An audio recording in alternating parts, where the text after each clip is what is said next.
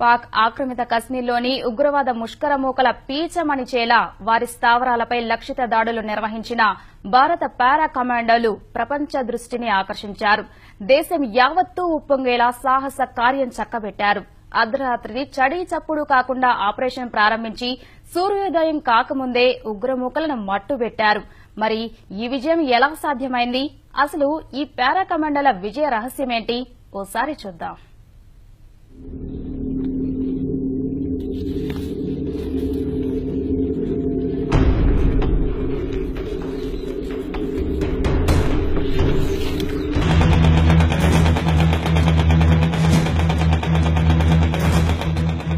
పారా కమాండోలకు భారత సైన్యంలో ప్రత్యేక స్థానం ఉంది.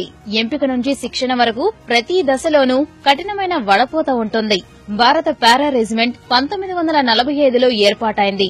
రెండో ప్రపంచ యుద్ద సమయంలో రద్దు చేసిన 1952లో పునరుద్దరించారు. 1966లో పారా రెజిమెంట్ ను ప్రత్యేక దళాలుగా తీర్చిదిద్దారు. ఎలాంటి వాతావరణంలోనైనా శత్రు స్థావరాల్లోకి చొరబడి మెరుపు వేగంతో ముష్కర మూకల్ని చావు దెబ్బ కొట్టడమే ప్రత్యేక దళ కమాండోల విధి.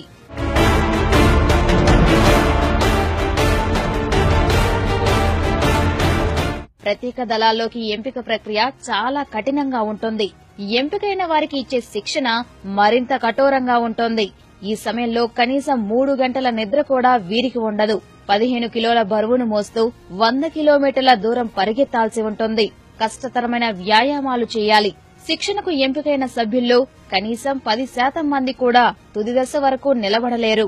ఎలాంటి ఆయుధాన్నైనా అవలీలగా ఉపయోగించడం, గురి తప్పకుండా కాల్చడం కమాండోలకు నేర్పుతారు. నీటిలో, ఆకాశంలో, నేలపై పోరాడేలా తీర్చిదిద్దుతారు. పారాచూట్ల ద్వారా శత్రు స్థావరాల్లో జొరబడి కన్ను మూసి తెరిచేలోగా శత్రువులపై విరుచుకుపడతారు ఈ కమాండోలు. తక్కువ సంఖ్యలో వెళ్లి శత్రువులకు భారీ నష్టాన్ని కలిగిస్తారు.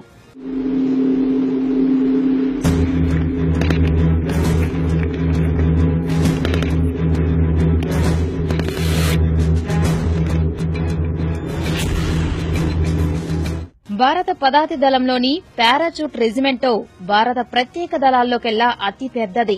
ప్రత్యేక దళ కమాండోలకు శక్తి సామర్థ్యాలను నిత్యం పదును పెడుతుంటారు. ప్రపంచంలోనే తొలి ఎయిర్ బార్న్ యూనిట్లలో ఒకటిగా భారత సైన్యంలోని పారాచూట్ విభాగం పేరుగాంచింది.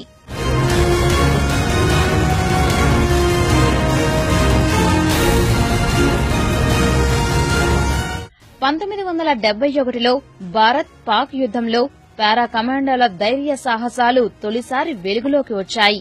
6 జట్టు సభ్యుల బృందం పాకిస్తాన్ సరిహద్దు నుంచి 240 కిలోమీటర్ల లోపలున్న ఇండస్, చార్చో ప్రాంతంలో చొరబడి మెరుపు దాడులు నిర్వహించింది.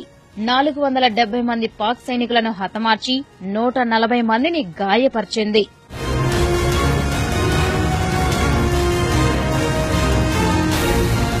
ఆపరేషన్ బ్లూ స్టార్ లో దాదాపు 80 మంది పారా కమాండోలు పాల్గొని స్వర్ణ దేవాలయానికి ఉగ్రవాదుల నుంచి విముక్తి కల్పించారు. కార్గిల్ యుద్దంలో 9 పారాచూట్ బెటాలియన్లు పాల్గొన్నాయి. ముషోక్ లోయను స్వాధీనం చేసుకోవడంలో మంచి ధైర్య సాహసాలు ప్రదర్శించాయి. శ్రీలంకలోని మూలై ప్రాంతంలో పారా కమాండోలు చేసిన దాడిలో దాదాపు 200 మంది ఎల్టీటీఈ సభ్యులు మృతి చెందారు.